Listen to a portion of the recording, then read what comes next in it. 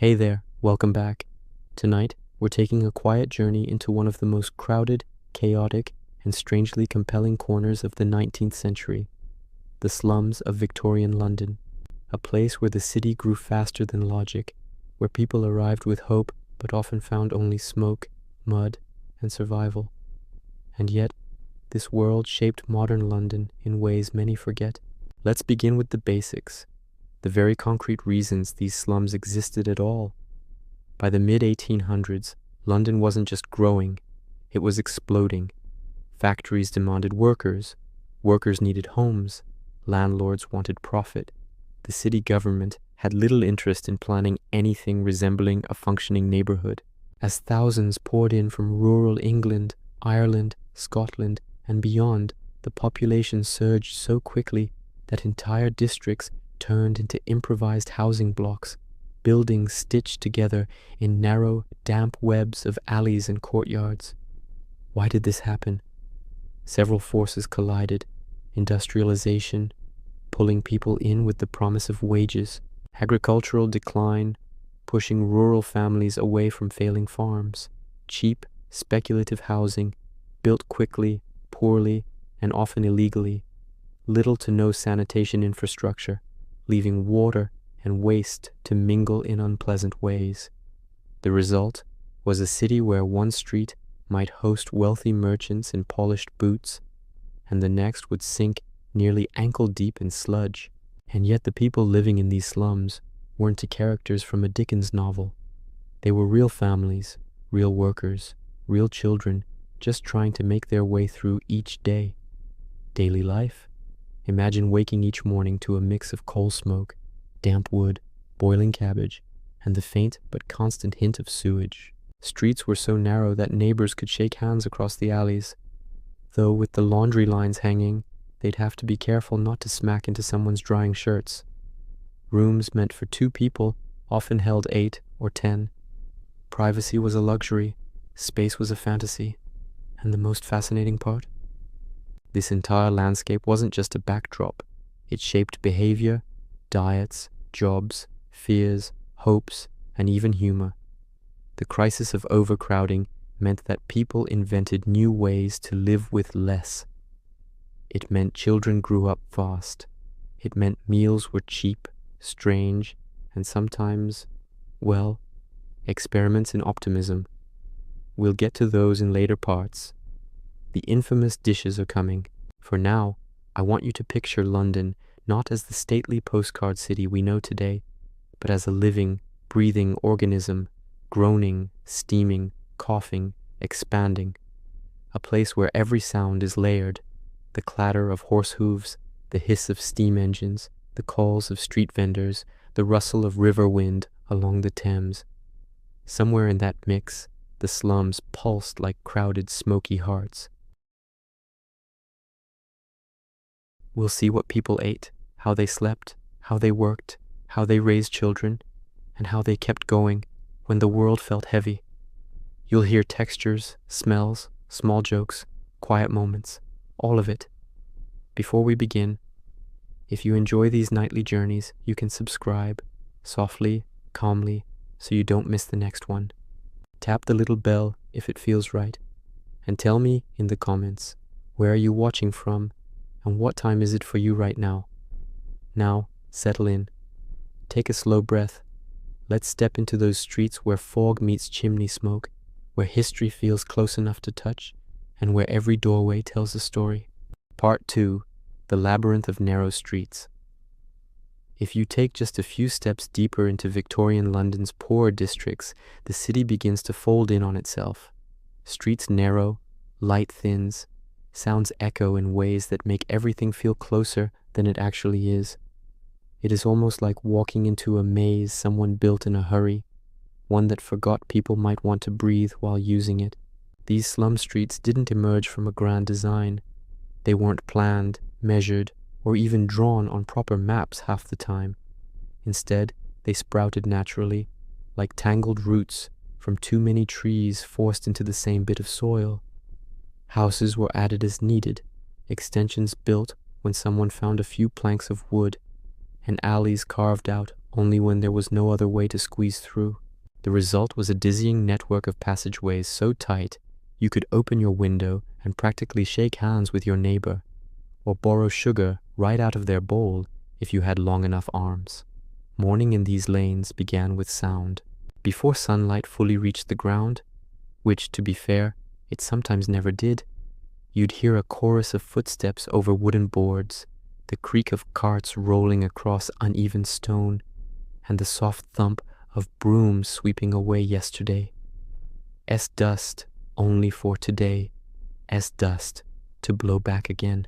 The air held a damp chill, carrying the smell of coal smoke mixed with sour water and something cooking somewhere that might be porridge or might just be wishful thinking. Have you ever been in a street so narrow that when two people pass, one has to flatten themselves against the wall just a little? In some parts of Victorian London, you didn't just flatten, you negotiated the move like a polite dance. After you. No, after you. Please, I insist. All while trying not to step into a puddle that might be rainwater, or might very much not be. These lanes twisted unpredictably. Turn one corner, a row of laundry dripping overhead like ghostly banners. Another corner, children darting between crates. Another, a sudden open courtyard, muddy and crowded, where someone might be selling day-old bread or shouting prices for potatoes that had definitely seen better days. Buildings leaned inward, as if whispering secrets to each other across the passage. Some looked tired, with bricks shifting slightly out of place. Others seemed to puff their chests proudly despite missing half their plaster. At night, the gas lamps flickered so irregularly that shadows danced across walls like restless figures. You can almost imagine the path beneath your feet, uneven cobblestones, soft patches of mud, bits of straw people tossed down to soak up moisture, and the occasional splash of something you definitely don't want to investigate. Shoes wore out quickly here. Some people didn't bother with shoes at all, and yet it wasn't all gloom. In these narrow streets, life hummed in a way that felt strangely warm. People called out to neighbors from windows. A woman leaning on her sill might gossip about someone down the lane. A man fixing his cart might hum a tune loud enough for everyone to hear. Children laughed, even though their playground was hardly bigger than a hallway. There was movement everywhere. Parents rushing to early factory shifts. Vendors carving paths through the crowd, balancing baskets on their hips. Washing women clapping damp clothes rhythmically against wooden boards. Even the Thames breeze occasionally wandered in, though by the time it reached these streets, it had picked up a few questionable scents. The slums layout shaped behavior, shaped relationships, even shaped tempers. When 20 families share a street barely wide enough for a horse, you learn to negotiate space with a certain polite resignation. You learn that privacy is a rumor. You learn the art of pretending not to overhear things said 3 feet away. And you learn to walk with your shoulders just slightly tucked. Now that the map beneath our feet is clear, this crowded web of lanes, alleys, passageways, and hidden courtyards, we can step inside the doorways themselves. Because if the streets were tight, the homes were, well, let's save that for part 3. Part 3, homes that barely deserve the name. The deeper you walk into Victorian London slums, the more you realize something quietly astonishing. The buildings look big from the outside, but once you pass the threshold, space simply disappears. It's almost a magic trick, except instead of doves and handkerchiefs, the illusion involves cramped rooms, damp walls, and the faint hope that the ceiling won't leak tonight. Most slum dwellings were built fast, cheap, and with as little wood and brick as a landlord could get away with. Some structures leaned visibly to one side, settling into the earth like exhausted giants. Others had windows so small you'd think glass was being rationed. And inside, rooms meant for one family routinely held 2 or 3, or 5, sometimes more. Imagine stepping into a single room. Not a flat, not a house, just one room, where a family of 8 lives, sleeps, cooks, argues, laughs, and stores every possession they own. The walls are damp, the floorboards creak under every step. A makeshift stove sits in the corner, breathing smoke into air that was already tired enough. Maybe there's one small window, but it's wedged between buildings so tightly that sunlight visits only as a polite guest, never staying very long. Have you ever tried sharing a room with lots of people and exactly one bucket of water? In many slum homes, that bucket was shared for washing, cooking, and sometimes even cleaning the floor. Not glamorous, unless your definition of luxury includes the phrase, slightly less muddy today. Lodging houses were another world entirely. These places were the Victorian equivalent of a low-budget hostel, minus the friendly staff and clean sheets. You paid for a bed, or, in some cases, a straw pallet on the floor. And the fee might cover a night of sleep among strangers who snored like steam engines. Privacy? Optional. Blankets? Sometimes. Stability? Not really. And then there were the infamous doss houses. For a few pennies, you could rent a spot on a rope, literally a rope stretched across the room, where exhausted workers rested their arms and nodded off. Not quite lying down, not quite standing up, just suspended in fatigue. If that sounds uncomfortable, that's because it absolutely was. Small humor helps here, if only to soften the edges. Imagine paying for a spot on a rope and thinking, ah yes, home sweet home. Housing conditions weren't just inconvenient, they were dangerous. Leaking roofs meant mold, mold meant coughing, coughing meant long nights and weak mornings meant losing wages at work, which meant even less money for rent, which meant, you guessed it, staying in the same damp room. Take a moment to imagine the textures, the chill of the brick wall at night, the smell of boiled vegetables drifting through cracks in the floor, the sound of someone upstairs shifting, every movement echoing like a sigh, children sleeping side by side on thin mattresses, parents whispering in the dark, hoping the landlord wouldn't raise the rent again. And yet, in these cramped quarters, people still lived fully. They argued over chores. They laughed at small jokes. They told stories before bed. They dreamed, often of a bigger room or a window that opened properly, or maybe even a home with more than one key. Not everything was bleak. Some families decorated walls with scraps of newspaper, not for reading, but to block drafts. Some hung small pieces of fabric as makeshift curtains. Others placed flowers in bottles on windowsills, tiny bursts of color fighting back against the gray. Even in tight spaces, people carved out pockets of dignity. By now, you have a sense of just how small, how crowded, and how fragile these homes were. But a home is only as stable as the food that keeps its people going. And in the slums, meals had a rhythm all their own, one we're ready to explore. Take a breath. Let's open the kitchen door in Part 4. Part 4, Hunger, Cheap Food, and the Strange Things People Ate. If you follow the morning sounds of the slum, the distant clang of factory bells, the shuffle of boots across damp cobblestones, the soft chatter outside street stalls, you eventually find yourself near one of the most important parts of daily survival, food. Or, more accurately, whatever passed for food when money was thin and optimism had to do the seasoning. Compared to the rich neighborhoods where bakers displayed warm loaves and fruit sellers arranged bright pyramids of apples, the slums offered a much simpler menu, simpler and often stranger. Meals were built around whatever was cheapest, whatever lasted longest, and whatever could be stretched the farthest. Taste was a luxury, freshness was a rumor, and hunger was a constant companion. Let's start with the basics. Bread, usually stale, sometimes very stale, was the backbone of almost every meal.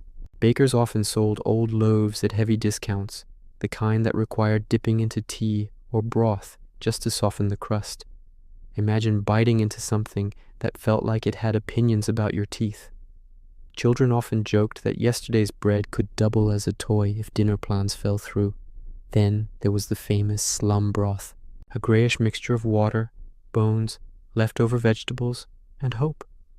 It simmered slowly in large pots, absorbing whatever flavors drifted its way. Some families added cabbage, others added onions, a few added nothing at all, and simply declared it a light soup. Have you ever smelled a pot of soup that seemed perpetually almost ready? That's slum broth, eternally on the verge of becoming something better, but never quite getting there. Potatoes were a blessing when they were cheap, boiled, mashed, fried, if you were lucky enough to have fat. They filled the stomach, warmed the hands, and helped people get through long work days. But even potatoes had their limits. By the 5th day in a row, someone might mutter, "I miss bread that fights back." Meat existed too, but not in the way you're imagining. The respectable cuts went to wealthier tables. What reached the slums were the leftovers: sheep heads, animal organs, trimmings, and whatever butchers couldn't sell elsewhere. These were transformed into dishes with surprisingly cheerful names like sheep's trotters, pluck, or faggots. Some tasted better than they looked, others looked better than they tasted. Many did neither. And then there were the street foods. Vendors roamed the lanes, selling items with unforgettable aromas. Roasted chestnuts in winter, warm, smoky, actually delicious. Hot eels, steaming and slippery. Jellied dishes that wobbled more than necessary. And of course, pies. The infamous pies. Were they beef pies, pork pies, mystery meat pies? Let's just say the slums practiced a flexible definition of protein. You bought one because it was hot, cheap, and filling, not because you wanted to ask questions. Sometimes people stretched ingredients to astonishing lengths. A single onion might flavor 3 meals. A piece of bacon might hang above the stove and be used to rub the pan instead of being eaten. Bacon as a seasoning tool, not a food. When you think about it, there's a strange ingenuity in that, a quiet creativity born from necessity. There's a softer side to this too. Families shared what little they had. A neighbor might bring half a loaf because she knew your wages were short this week. Someone might knock on a door with a bowl of stew that had just enough extra to spare. These gestures weren't grand, but they mattered more than anyone admitted. You can almost picture the glow of a small fire, the sound of a spoon tapping a tin bowl, the gentle murmur of voices gathering around food that wasn't much, but was enough. Meals shaped identities here. They shaped moods. They shaped dreams.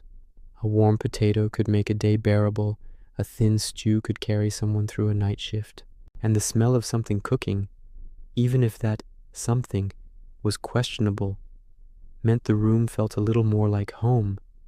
And of course, hunger played its own quiet role. When your stomach growls in the middle of a 14-hour shift, you learn to work through it. When children ask, "What S for dinner?" and the answer is, "We'll see what we can make," you learn resilience in the most intimate way. Victorian slum meals weren't just about feeding the body. They were about holding a fragile life together, one bowl at a time. Now that we've stepped through the kitchens and tasted the everyday diet, it's time to follow the footsteps leaving the door each morning. Because the slums didn't just eat together, they worked together, suffered together, and labored endlessly to keep the city running. Let's walk with them into the factories in Part 5. Part 5, Work, Exhaustion, and the Factories That Never Slept.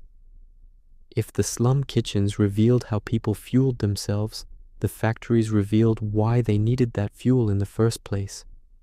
In Victorian London, work wasn't just part of life, it was the center of it. The city beat to the rhythm of labor, harsh, relentless, echoing from dawn far into the night.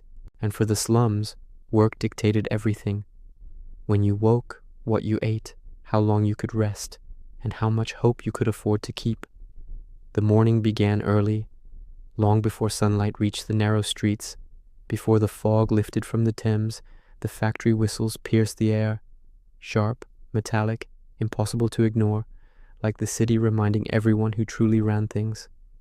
You can almost imagine the sound bouncing between buildings, sliding under doors, and nudging even the deepest sleepers awake.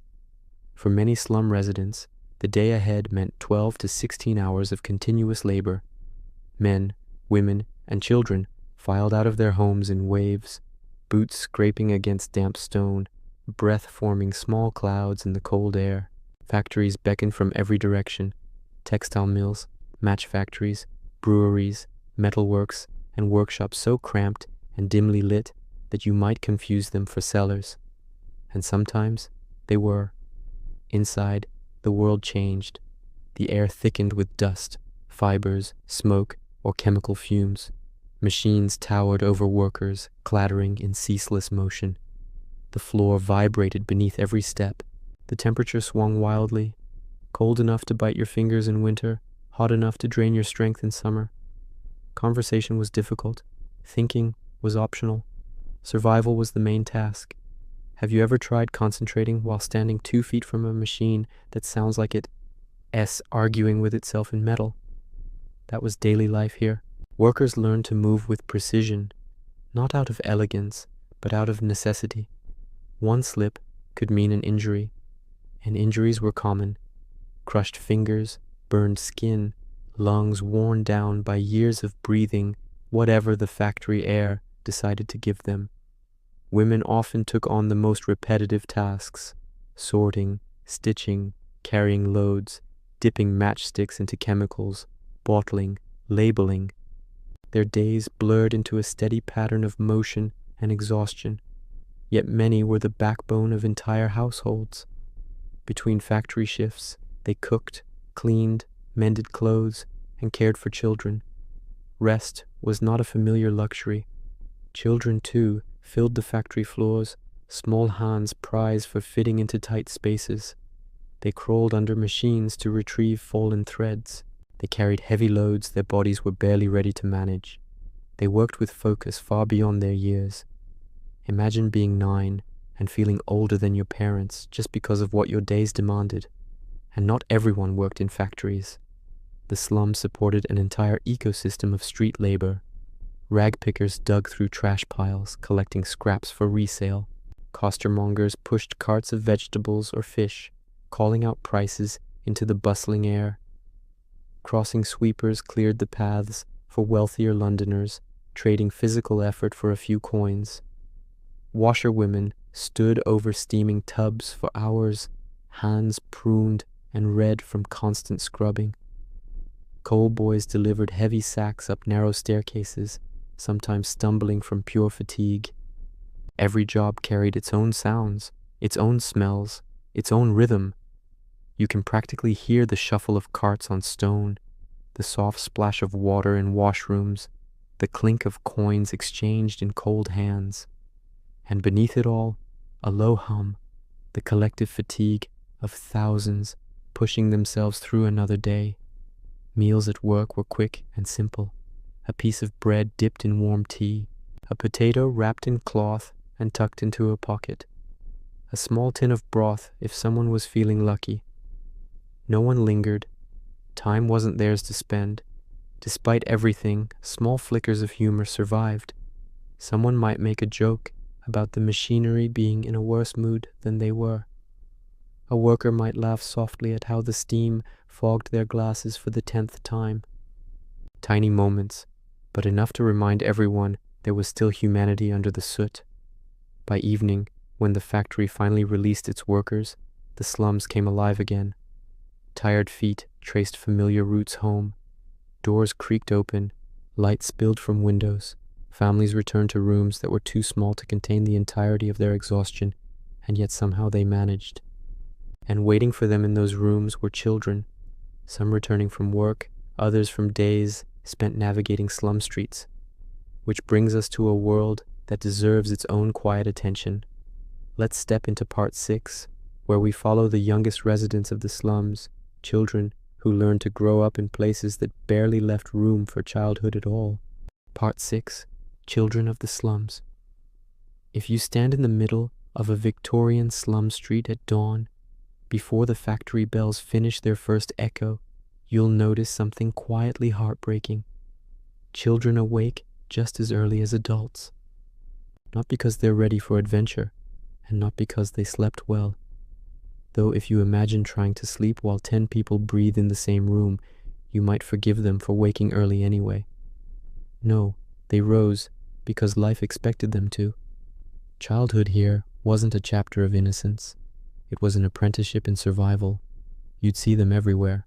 Tiny figures with coal-darkened fingernails, thin shoulders wrapped in hand-me-down shawls, faces that carried expressions older than their years. Some carried baskets, some carried siblings, some carried nothing but the tired determination to make it through another day. In many families, the wages earned by children were not extra income. They were the difference between dinner and no dinner, between rent paid and eviction, between staying in a crowded room and losing even that. Have you ever watched children playing in a street and felt that warm, familiar spark, that easy joy? In the Victorian slums, joy existed, but it hid itself. Children played, yes, but in scraps of time, a few minutes before chores, a half hour before an evening errand, an unexpected lull in the day. Their games were inventive, funny even, but always shaped by the realities around them. A broken bottle could be a marble, a discarded hoop could become an entire afternoon's competition, and one potato, if someone had an extra, could fuel a dozen imaginary adventures. But pleasure was an interlude. Duty was the rule. Many children began work as early as 5 or 6. Small fingers were useful in factories where adults simply couldn't reach. A boy might crawl under a loom to clear tangled threads. A girl might stand on a stool to place labels onto bottles for 12 hours straight. Some carried coal, some sorted rags, some cleaned chimneys, a job so dangerous that even at the time, people understood the cruelty of it. The streets themselves formed another kind of workplace. A barefoot child sweeping mud away from wealthy pedestrians hoped for a coin tossed without eye contact. A girl selling watercress shouted above the market noise, her voice cracking under the weight of competition. Groups of boys scavenged through refuse piles, hoping to find bits of metal or bone that could be sold for pennies. There was no room for delicate pride, only persistence, only the instinct to keep moving. Let's step inside their homes for a moment. Picture a small room at night, a cluster of children huddled on a mattress, no thicker than a blanket. The air smells faintly of boiled cabbage and damp timber. A candle flickers, revealing the outline of a mother mending clothes for mourning. Somewhere in the background, a drip of water taps against a tin pail. And in the middle of it all, a child turns over in sleep, murmuring through dreams shaped by exhaustion rather than imagination. Schooling. It existed, in theory. Charity schools tried their best. Ragged schools welcomed children, others ignored. Teachers worked with what they had: chalk, slates, a few donated books, and enormous patience. But attendance was inconsistent. You can't learn arithmetic when your family needs you selling matches on a street corner. You can't practice handwriting when your fingers are raw from factory work. And even when children did attend, hunger sat beside them, quiet but insistent, nudging away their focus. Yet, despite everything, the slum children weren't defined only by hardship. They were astonishingly resourceful. They found laughter in unlikely places, in the squeak of a market cart, in the crooked grin of a friend missing 2 teeth, in the way pigeons strutted as if they owned every courtyard. They developed thick skins and quick wit. They learned kindness early because life demanded it, sharing crusts of bread, taking turns with a threadbare blanket, protecting someone smaller during a scuffle. And sometimes, at the rarest moments, childhood revealed itself unexpectedly. A group of girls skipping rope in perfect rhythm, breathless with joy. A cluster of boys chasing a wooden top, shouting triumphantly when it spun longer than expected. Siblings giggling under a sheet that served as both tent and fortress. Moments so small you might overlook them, but moments that kept entire spirits from collapsing. Still, the slums shaped children in ways they carried forever. Fear came early, fear of sickness, of hunger, of losing the tiny stability they had. Resilience also came early, the resilience to walk miles for work, to endure cold mornings, to shoulder responsibilities far too heavy for their age. Have you ever thought about the exact moment your childhood felt like it ended? For many slum children, that moment came so early they couldn't name it. Childhood wasn't something they entered and left. It was something that flickered around them, sometimes present, sometimes missing, always fragile. And because these streets shaped them, they also shaped the future of London. The city's workforce, its political movements, its reformers, its writers, all were built, directly or indirectly, on the backs of children who learned to survive before they learned to dream. But not all lessons learned in childhood stayed gentle. When children grow up in cramped neighborhoods where every coin matters and every hour is claimed, crime intertwines with daily life in subtle and not so subtle ways. Not because children were destined for wrongdoing, but because the line between survival and illegality blurred more often than anyone cared to admit. So now, take a slow breath and let the dim street lamps guide you forward. We've met the children. We've walked with them through mornings, through tasks, through corners of brief joy. It's time to explore the darker paths, the alleyways where desperation, opportunity, and danger met under the flicker of gaslight. Part 7, Crime, Gangs, and the Underworld. As evening settled over Victorian London's slums, the streets shifted into another version of themselves. Daylight softened, shadows stretched, and the familiar knots of narrow lanes became something more unpredictable. Crime wasn't an occasional disturbance here. It was woven into the fabric of daily life, shaped by poverty, crowding, and the constant grind of survival. Most people living in these districts were not criminals, but desperation nudged boundaries. When wages fell short, when food dwindled, when work dried up, the temptation to bend the rules grew sharper. A loaf of bread stolen from a stall, a pocket picked on a busy bridge, a coat taken from a doorway. These were often acts of necessity, not malice. In a place where hunger sat at every table, the law could feel like a distant force, more symbolic than practical. The underworld flourished in pockets of the slums where authority rarely bothered to look closely. Rookeries, tightly packed clusters of buildings with blind alleys and confusing layouts, became havens for those seeking refuge from both the police and their own circumstances. Criminal networks weren't always grand or fearsome. Many were loose groups of neighbors who looked out for one another, sharing information, dividing risks, and keeping a cautious eye on unfamiliar faces. Pickpocketing was one of the most common trades of the underworld. Children often learned it first, their small hands easily slipping into coats and bags. A quick movement, a practiced distraction, and a coin purse vanished without a sound. Training happened informally, an older boy offering tips, a sibling whispering instructions, a neighbor subtly nudging a learner into the crowd. There was an odd skill to it, almost like a grim choreography performed beneath the glow of gas lamps. Night markets presented other opportunities. Crowds gathered around vendors selling roasted chestnuts, cheap trinkets, second-hand clothes, or questionable cuts of meat. In such close quarters, a thief didn't need to be particularly talented, only bold. A man admiring a set of boots might discover later that his own shoes were gone. Someone tasting a sample might find their pockets mysteriously lighter. Even arguments provided cover. A shouted quarrel could distract an entire row of shoppers long enough for multiple wallets to vanish. Gangs formed naturally in this environment, not the stylized versions depicted in later novels, but small, flexible groups that understood the streets better than any constable. Some controlled tiny territories, a single alley a courtyard, a corner by a busy crossing. Others specialized. One group might handle stolen goods, another might provide forged papers, another might help fugitives disappear into the labyrinth. Their power came not from size, but from familiarity.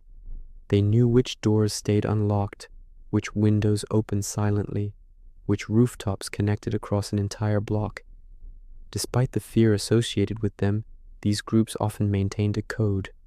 They avoided harming locals, helped one another's families when needed, and sometimes provided a strange sort of order within the chaos.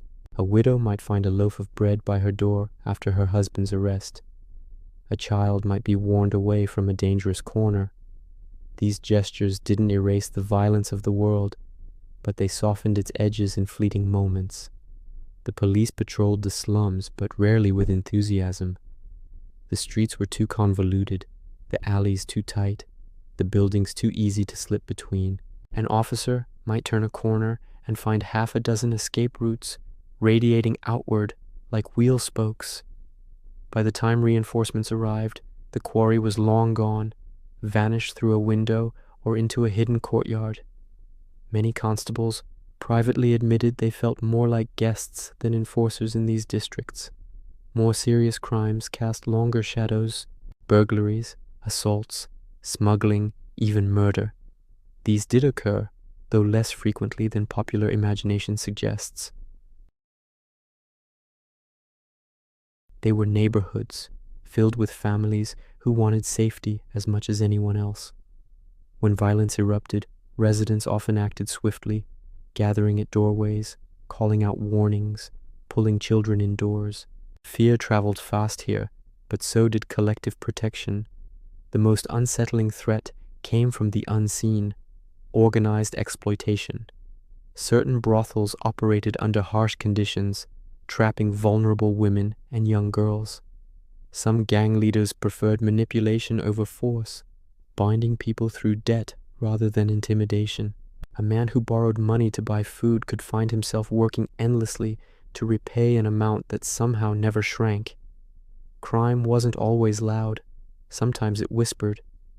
Amid this tense landscape, a slum evening carried its own distinct soundtrack: footsteps quickening as daylight faded, horse hooves clattering at a distance, the soft hiss of gas lamps being lit one by one, a shout from a nearby alley, anger or warning, hard to say, then quiet again as families retreated indoors, bolting thin wooden doors against the night. Yet even in the gloom, sparks of resilience glowed. Neighbors leaned out of windows to trade small jokes. A woman carrying laundry exchanged friendly chatter with a passing vendor. Children whispered stories under blankets, imagining worlds where danger could not follow them. Life persisted stubbornly, refusing to be defined only by fear. Crime was part of the slum's identity, but so was community. The streets held both danger and protection, both threat and solidarity. And in the balance between these forces, people navigated their days with caution, intuition, and a quiet hope that tomorrow might be gentler than today. Part 8. Women in the Shadows. At almost any hour in the Victorian slums, if you paused and listened carefully, you would hear the steady rhythm of women working, not the clatter of factory machinery or the shouts of street vendors, but softer, constant sounds: the stroke of a brush across a floorboard, the chop of a knife against worn wood, the rustle of fabric being mended for the third or fourth time. Women's labor shaped these districts so thoroughly that much of it became invisible, absorbed into the daily pulse of survival. A woman's day often began long before the streets brightened. She might light a small fire, coaxing flame from damp coal, then prepare whatever thin breakfast her family could afford: bread dipped in tea, a boiled potato, a scrap of bacon fat used to grease a pan rather than feed a stomach. Children needed washing, or at least wiping down. Clothes needed arranging. Husbands or older sons had to be sent out the door for work with something, anything, in their hands. Every task was done quickly, quietly, and with a practiced efficiency that came from years of repetition. Work outside the home offered little relief. Many women labored in small workshops, sewing rooms, laundry houses, match factories, or bottling plants. The hours were long, the pay minimal, and the conditions unsafe. The match factories, in particular, carried a sickening smell, the chemical tang of phosphorus that clung to skin and clothes. Some women developed phossy jaw, a painful and disfiguring condition caused by exposure to toxic fumes. Yet they continued working because the family needed every penny. Those who worked as washerwomen fought their own battles. Imagine spending 10 or 12 hours a day bent over heavy tubs of hot water, scrubbing shirts and sheets until your fingers ached, steam rising into your face, the room filling with the scent of soap, sweat, and damp cotton. The pay was never enough, and yet the piles of laundry never seemed to shrink. But it offered a degree of independence. Women who washed for wealthier households often kept a small but vital control over their earnings. Some women earned money from the streets. They sold watercress, apples, flowers, or small bundles of firewood. Their calls echoed through the neighborhoods, a kind of musical thread weaving through the slums soundscape. With a basket on their hip, they navigated slippery cobblestones, avoided carts, dodged rude comments, and returned home with whatever coins they managed to collect. These jobs were unpredictable, but they allowed a woman to remain close to her children, to watch them even while working. And then there were women for whom options were painfully limited. The lack of stable employment, combined with constant financial pressure, pushed many into sex work.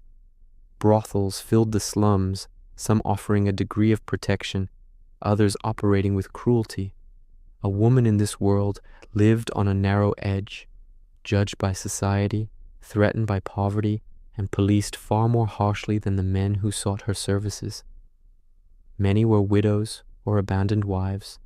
Some were simply young girls with nowhere else to go. Each story carried its own sorrow, but also its own small acts of endurance. Inside the slum homes, emotional labor carried its own invisible weight. Women were the ones who soothed children awake from nightmares, tended to sick relatives, and negotiated with landlords who demanded rent regardless of illness or death. They stretched meals, patched clothes, hid their fears when sickness spread through the neighborhood. They were the quiet guardians of fragile stability. Have you ever watched someone manage 3 tasks at once, stirring a pot, comforting a child, and discussing tomorrow's expenses, and felt a kind of awe? In these slums, that skill wasn't extraordinary. It was daily life. Yet moments of warmth threaded through the hardship. Women shared gossip at water pumps, laughing softly as they refreshed their buckets. A neighbor might slip someone a piece of spare bread. Someone else might help mend a torn dress without asking for anything in return. These acts of connection formed a patchwork of resilience that held entire communities together when the world felt overwhelming. Evenings brought a different atmosphere. After a long day of labor, women gathered in doorways, resting for a moment, their arms crossed against the cool air. They watched children play in the last scraps of daylight, traded small observations about the weather, or simply stood in silence appreciating the rare pause. Candles flickered behind thin curtains. A pot simmered on a stove, the room filled with the faint comfort of warm food, however simple. Their dreams rarely had space to expand. Survival demanded too much energy. But every so often, a woman imagined a home with more than one room, or a future where her children attended school regularly, or a life without constant calculation, rent, bread, coal, medicine. Quiet hopes, stored gently alongside the day's exhaustion. The slums were held together by these women, their hands, their labor, their determination. They moved through the shadows not because they were unseen, but because their work was so essential that it became the foundation of everything around them. Part 9. Disease, Doctors, and the Reality of Victorian Medicine. Illness in the Victorian slums didn't arrive politely or quietly. It came in waves, sudden, forceful, and often devastating. In neighborhoods already worn by hunger and exhaustion, disease threaded itself through the streets with unsettling ease. When people spoke of bad air, they meant it literally. Sickness felt as present as the fog that drifted from the Thames and settled against the brick walls. The slums were an ideal breeding ground for infection. Overcrowded rooms trapped stale air. Damp walls fed the growth of mold. Toilets were shared when they existed at all, and water sources flowed dangerously close to waste channels. Imagine a single pump serving dozens of families, all drawing water from the same well, never knowing if the bucket carried clean refreshment or invisible threats. Many illnesses were born not from mystery, but from these conditions: cholera, diphtheria, typhus, influenza, tuberculosis. Each brought its own symptoms, its own fear. Cholera, in particular, struck with brutal speed. One day of weakness could become a night of agony, followed by death before sunrise. People whispered the names of infected streets with dread, avoiding certain corners even when hunger forced them close. The very act of drinking, a basic human need, became a gamble. Tuberculosis lingered like a shadow over daily life. The slow cough, the pale cheeks, the tightening in the chest.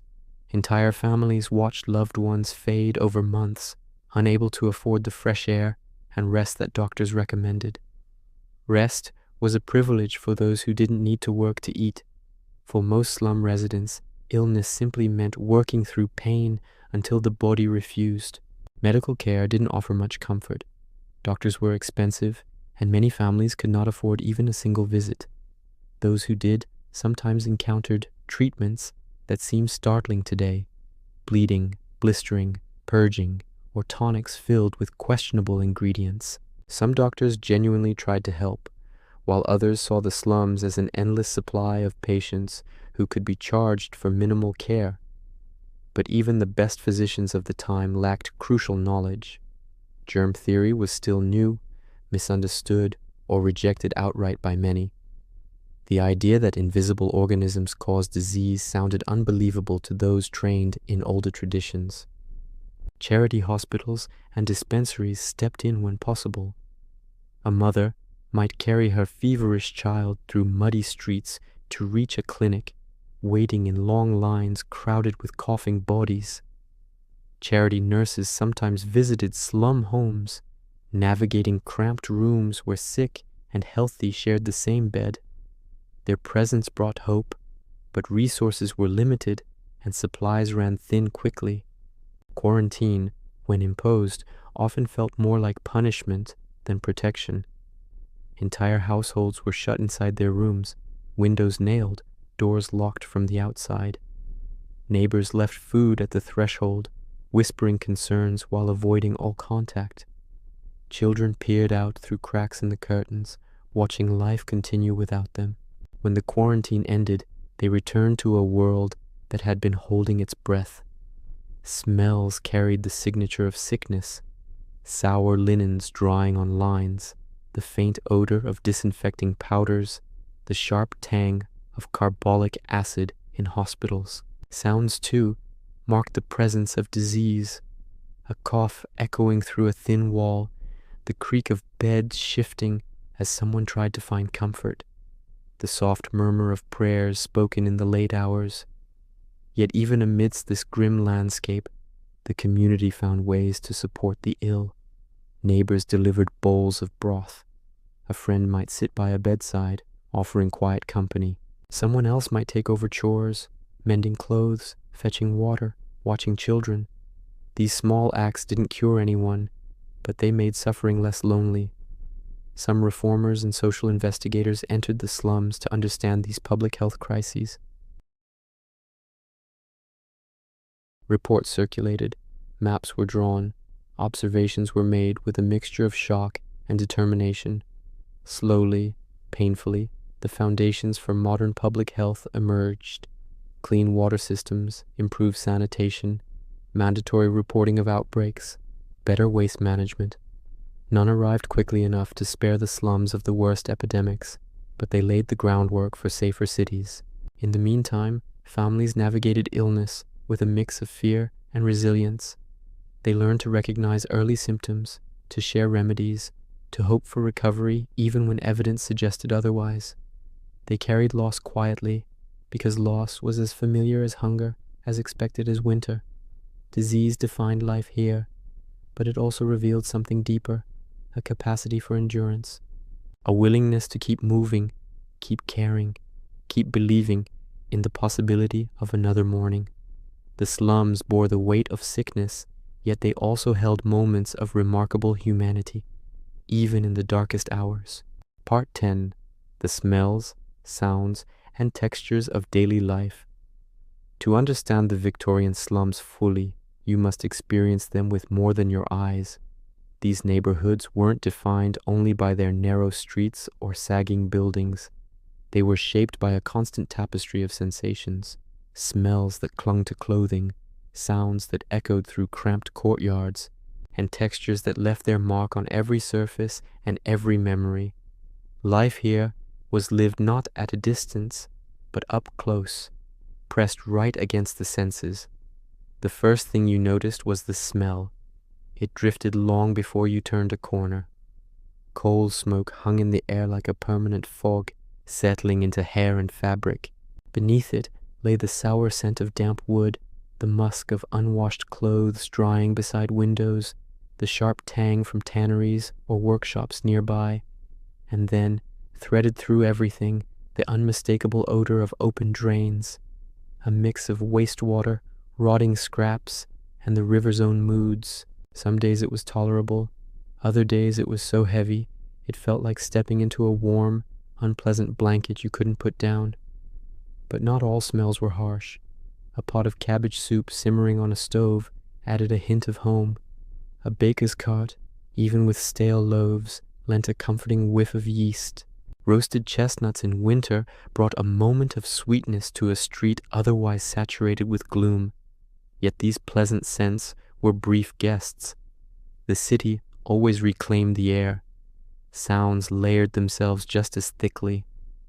Morning began with factory whistles piercing through the mist, followed by the rumble of carts rolling over uneven cobblestones. Children's voices echoed between walls, sometimes playful, sometimes desperate, as they called out their wares. Women shouted greetings from doorways, or issued gentle scoldings that floated down narrow alleys. You might hear a door slamming, a window rattling in the wind, or a kettle whistling faintly from a distant kitchen. Street vendors added their own rhythm. Hot eels, watercress, fresh watercress, potatoes, boiled, baked. These calls rose and fell throughout the day, mingling with the clip-clop of horses and the scrape of boots. In some corners, music drifted softly, a fiddle player hoping for pennies, or someone humming while they worked. At night, the noise changed again. Whispers in doorways, muffled arguments behind thin walls, the creak of beds as families settled into cramped spaces.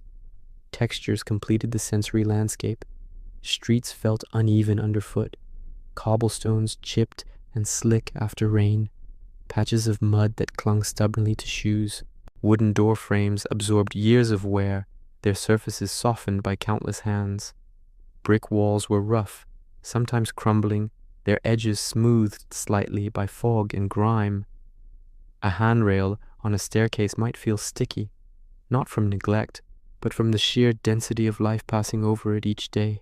Inside homes, textures shifted again. Mattresses were thin, lumpy, and often shared by several people. Threadbare blankets scratched the skin. Clothes hung damp from makeshift lines stretched across rooms. Pots bore the residue of meals long past, seasoned unintentionally by repetition. Even the air felt textured, thick with smoke, warm breath, and the faint ache of too many people crowding into too little space.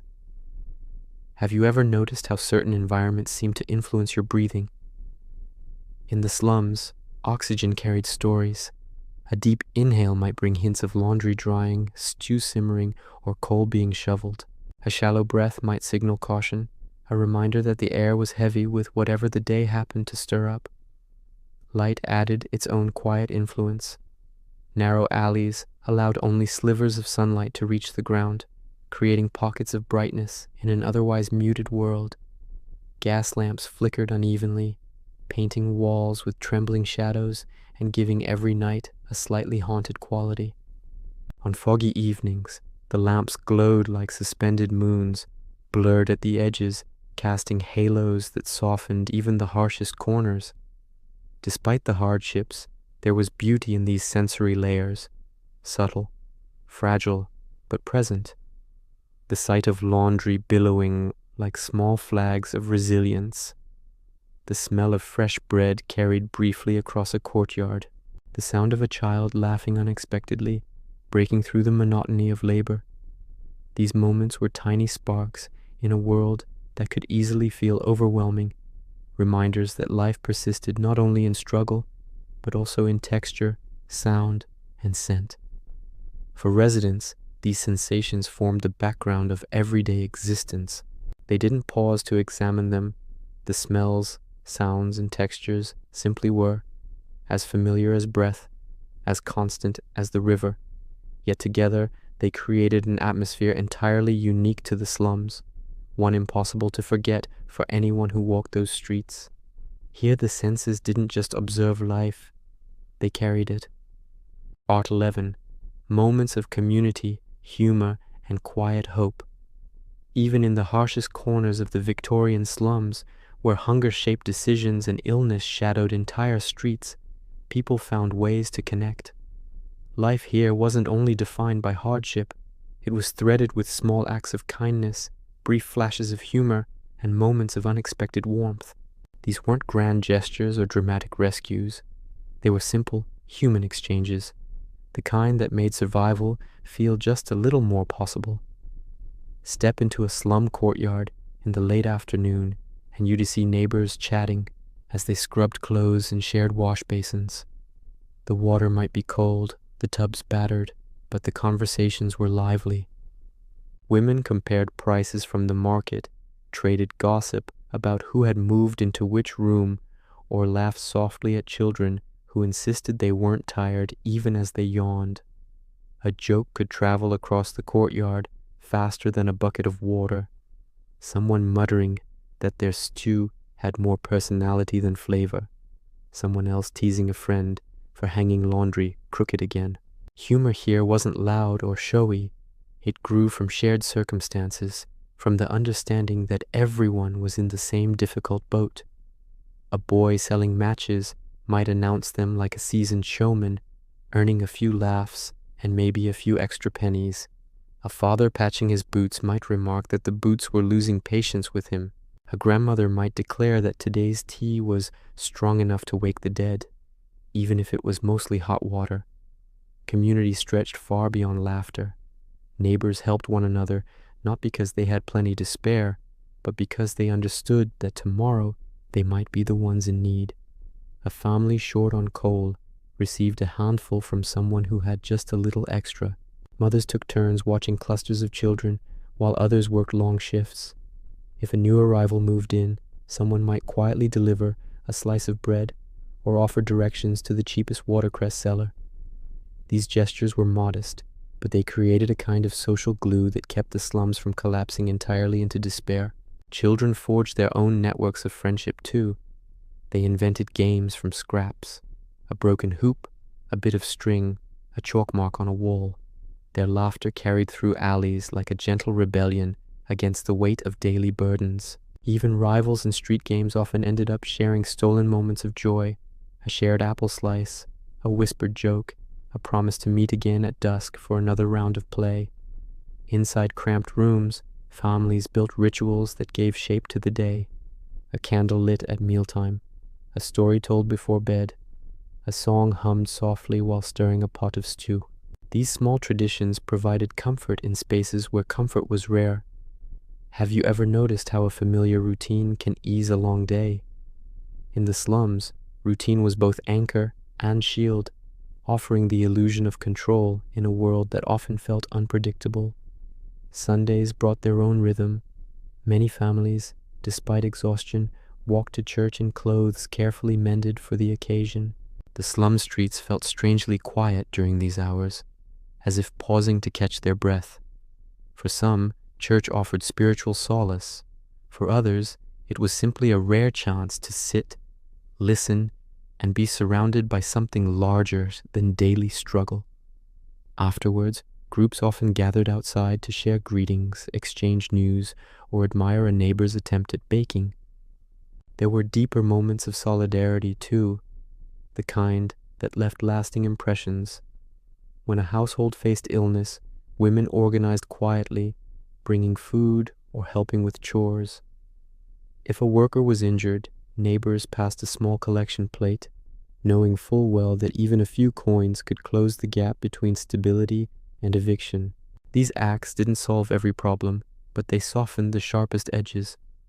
Hope in the slums rarely arrived as sweeping change.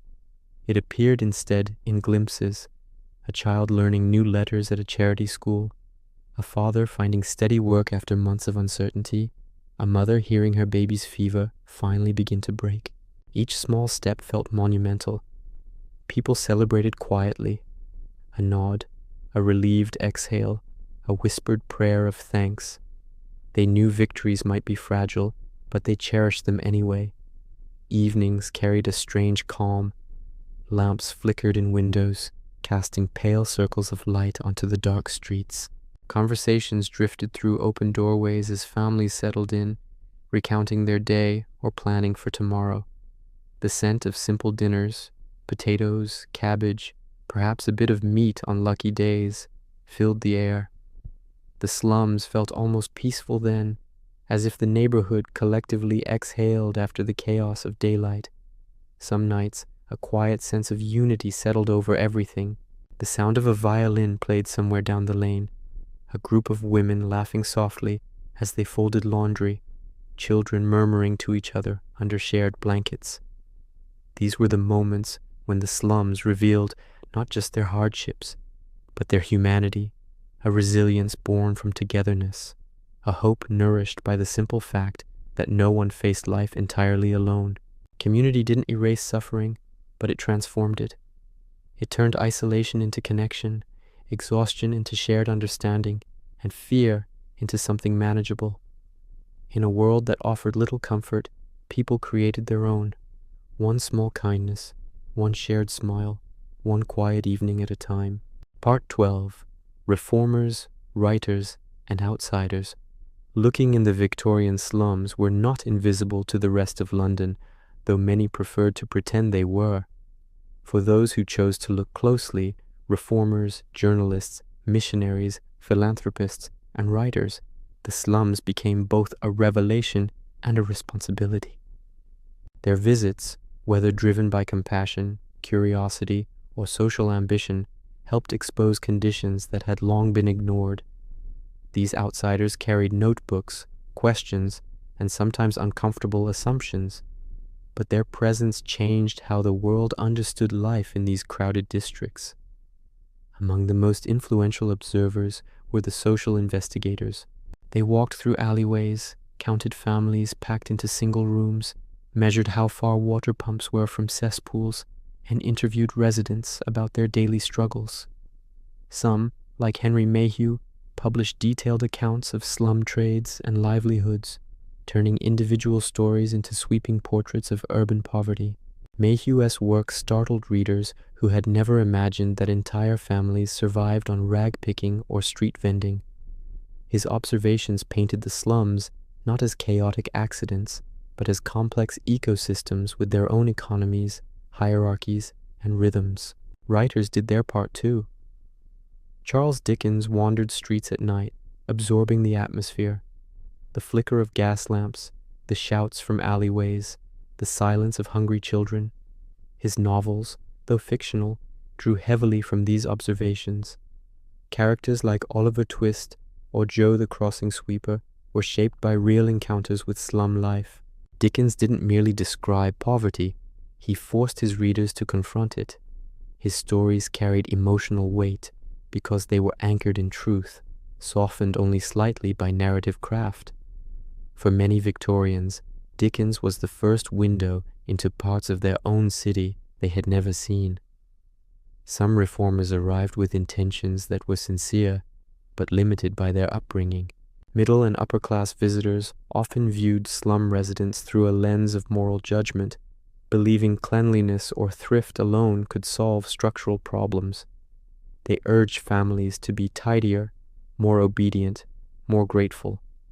Yet despite their misunderstandings, many also funded schools, opened soup kitchens, or lobbied for improved sanitation. Their efforts were imperfect, sometimes condescending, but they represented the earliest attempts at organized intervention.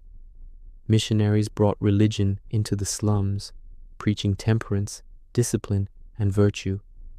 They held gatherings in crowded rooms or makeshift chapels, offering hymns and moral instruction. For some residents, these meetings provided comfort, a moment to sit, sing, and imagine a life beyond their immediate struggles. For others, they were reminders of outside judgment. Still, missionaries often provided free meals, clothing, or basic medical care when no one else would. Perhaps the most practical reformers were the sanitary engineers and public health advocates. They studied water sources, drainage patterns, and the spread of disease with scientific precision. When cholera epidemics swept through London, these investigators traced outbreaks to contaminated pumps rather than bad air, challenging long-held beliefs. Their work paved the way for cleaner water systems, improved waste disposal, and eventually the massive sewer network that transformed the city. Their reforms were slow in coming, but they saved thousands of lives. Journalists played a double-edged role. Some sensationalized slum life, exaggerating crime and filth to shock readers. Their stories sold well, but reinforced harmful stereotypes. Others reported with compassion, emphasizing resilience, community, and the structural forces that trapped families in poverty. These writers pushed the public to acknowledge a reality many had been content to ignore. Illustrators and photographers entered the slums too, though cameras were rare and intrusive. Early images showed barefoot children in tattered clothes, women at work in dim rooms, and men resting after grueling shifts. The starkness of these images made them powerful tools for advocacy.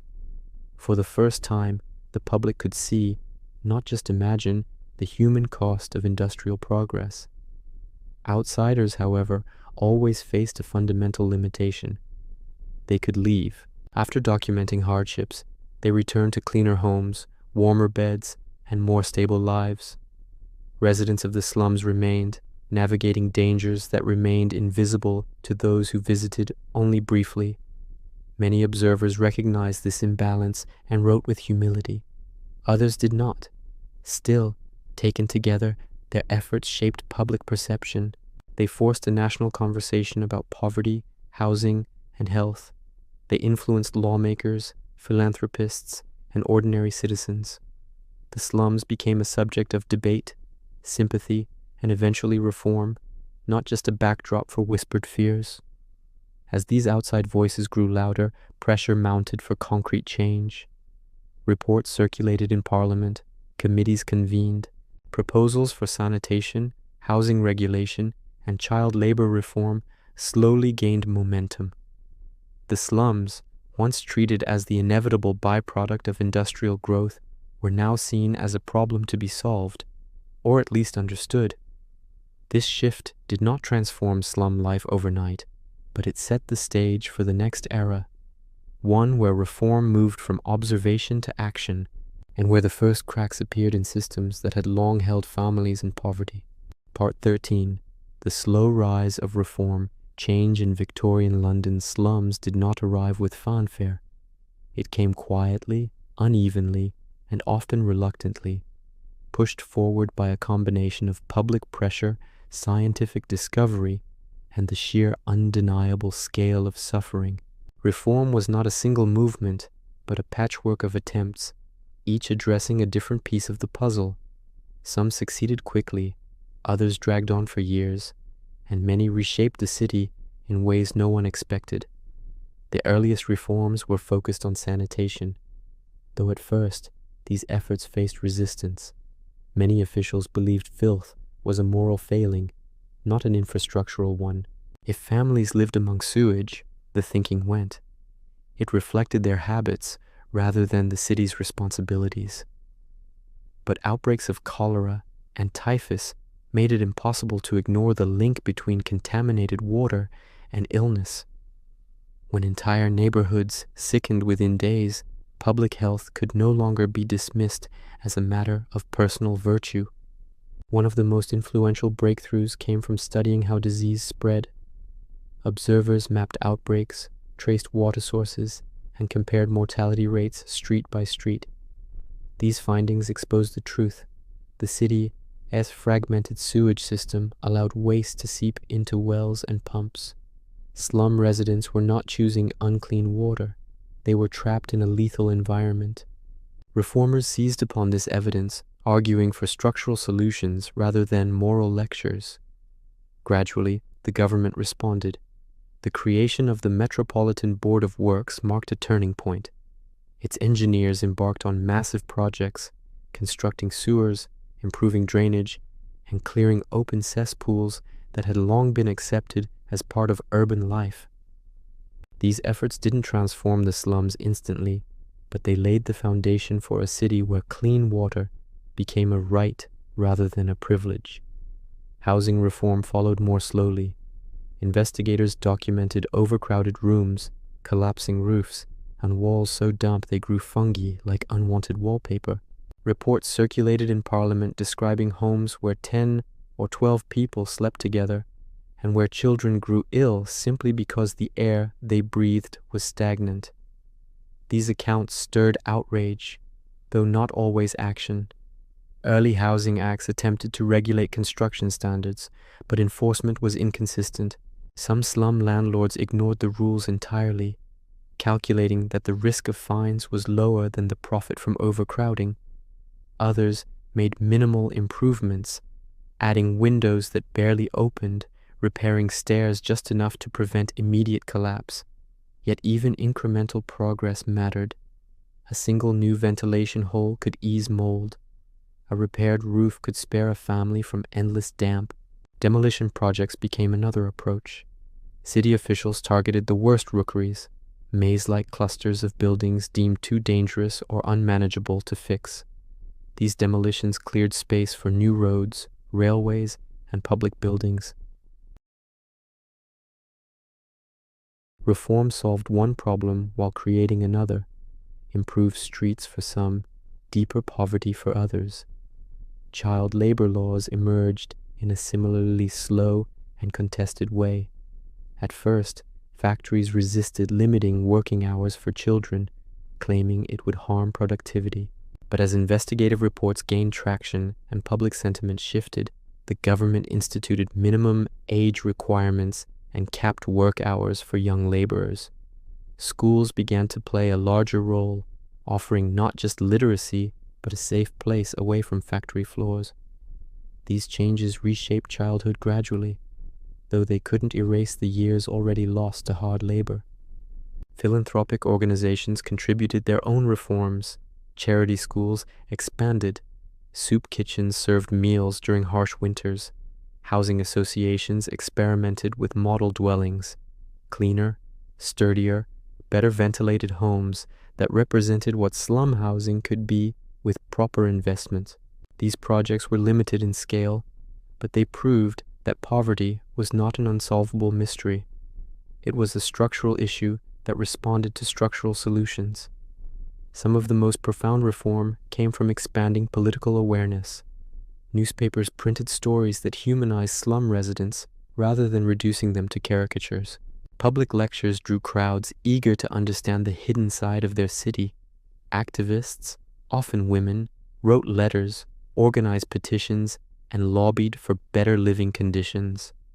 While these efforts didn't provide immediate relief, they shifted cultural attitudes. The poor were no longer viewed solely as a burden. Increasingly, they were recognized as citizens deserving dignity. Yet, reform never erased the scars of life in the slums. Many improvements came too late for those who had spent their lives battling hunger, illness, or instability. Families who had endured decades of hardship watched new buildings rise only after their own children had grown, moved on, or passed away. Change often felt like a distant echo rather than a present reality. Still, the slow rise of reform marked a turning point in the history of London. For the first time, the city began to accept responsibility for the conditions under which its poorest residents lived. Clean water, sanitation, safer housing, and the beginnings of labor protections. These advances redefined urban life.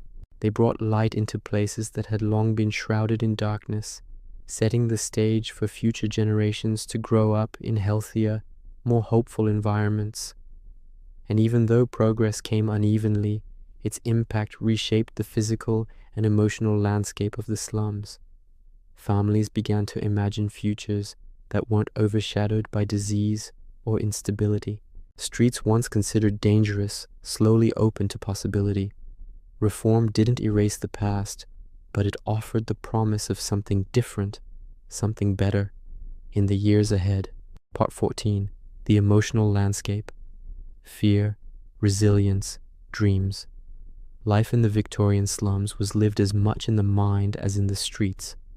Beyond the physical hardships, the damp rooms, the thin meals, the long hours of labor, there existed an emotional world that shaped every decision, every hope, every quiet thought in the night. If the slums had walls of brick and soot, they also had walls built from fear, resilience, longing, and the fragile but persistent desire for something more. Fear took many forms. There was the fear of illness, the knowledge that a single cough might sweep through a whole room, or that a fever might arrive at midnight with no doctor awake and no money to summon help. Parents watched their children closely, listening for changes in breathing, memorizing the sound of a healthy cough versus a dangerous one. Even minor symptoms carried weight. A child refusing food could send an entire household into silent panic. There was the fear of work disappearing. Factories closed without warning. Employers cut wages abruptly. A man could return home after a long shift, only to tell his family there would be no shift tomorrow. Women in sewing workshops lived at the mercy of demand. One week, they had piles of fabric to stitch. The next, they had none. The uncertainty gnawed at them. Every coin was a question mark. Every purchase required calculation. And of course, there was the fear of eviction. A landlord's knock could rise like thunder in a cramped room. Falling behind on rent meant families might be forced into the streets, carrying their possessions in bundles, searching for another room they could barely afford. These fears lingered in the background like a constant hum, sometimes faint, sometimes overwhelming, but always present. Yet, alongside fear existed something just as powerful: resilience. It lived in the way people woke before dawn and carried themselves into another day of labor. It lived in mothers who stretched ingredients into meals that somehow lasted a bit longer than expected. It lived in children who learned to navigate the streets with confidence that belied their age. Resilience did not erase suffering, but it softened its edges, giving families the strength to push forward one day at a time. You could see resilience in the stories people told. Stories of past hardships survived, of neighbors who had helped in difficult moments, of unexpected twists of good fortune. These stories weren't grand or heroic. They were simple reminders that life could bend without breaking. Someone might recall finding steady work after months of instability. Someone else might describe a near eviction avoided by a neighbor's loan. These shared memories formed a quiet foundation of hope. Dreams floated through the slums in surprising abundance. A young boy might imagine becoming a skilled craftsman instead of a factory hand.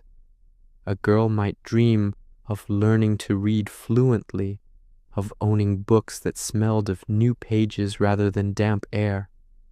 Parents dreamed of cleaner streets, better homes, a future in which their children didn't need to work so young. These dreams were fragile, easily battered by circumstances, but they were persistent, drifting gently through conversations and private thoughts. Some dreams were small. A woman wished for a day of rest without guilt. A man longed for boots that didn't leak in the rain. A child hoped for a toy, even a simple carved figure or a marble. Other dreams reached higher. A better neighborhood, a chance at education, a life with room to breathe. These imaginative escapes helped people endure moments when reality felt too heavy. Evenings revealed the emotional landscape most clearly. After dinner was finished and the day's noise faded, families sat in dim rooms lit by candles or small oil lamps. The world quieted, allowing fears and hopes to drift closer to the surface.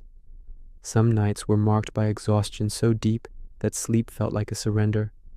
Other nights carried a reflective stillness, a father polishing his boots, a mother mending clothes, children whispering under blankets. In those moments, you could almost sense the emotional threads binding the family together. There were moments of grief too. The slums saw their share of loss, illness, accidents, hunger, cold. Funerals were small, but deeply felt. Neighbors gathered to offer what comfort they could. Grief weighed heavily, but it rarely crushed. People learned to carry sorrow alongside ordinary life, not as a mark of defeat, but as a testament to endurance. And through it all, community offered emotional refuge, a comforting word at the water pump, a shared smile over a small victory, a hand on the shoulder during a difficult day. These gestures didn't solve structural problems, but they created a sense of belonging, a feeling that even in crowded, struggling streets, no one was completely alone. The emotional world of the slums was not defined by a single mood. It was a shifting landscape, layered and complex. Fear coexisted with courage, hardship mingled with humor, despair met resistance, and dreams, fragile, persistent dreams, floated through narrow alleys like soft lanterns in the dusk. Part 15. A quiet walk out of the past. By the time reforms gained momentum and London slowly began to transform, the slums had already etched themselves into the memories of generations. They were places of hardship, yes, but also of humanity. Dense pockets of life where families grew, worked, loved, suffered, and endured. To walk through these streets for one last time is to step into a world that shaped modern cities more profoundly than polished history books often admit. Imagine the slums in their final decades before major redevelopment, the narrow lanes still buzzing with activity, though now carrying hints of change. A new sewer pipe here, a freshly paved road there, fewer open drains, slightly cleaner pumps. The difference wasn't dramatic at first glance, but residents felt it in the small comforts. Fewer fevers, fewer outbreaks, fewer nights spent wondering whether water itself might be dangerous. Families who had known only instability began to sense a shift. Children attended school more regularly. Workplaces, though still harsh, gradually adopted better safety standards. Charitable housing associations built sturdier dwellings with ventilation, sunlight, and stronger floors. Even the air changed. It still held coal smoke and the scent of damp wood, but the heaviest odors of waste grew less common as sanitation improved. For many, this was the first time London's slums offered something close to breathing room. And yet, leaving this world behind wasn't simple. Progress came slowly and unevenly. Some slums were cleared entirely, their residents scattered across the city in search of affordable rooms.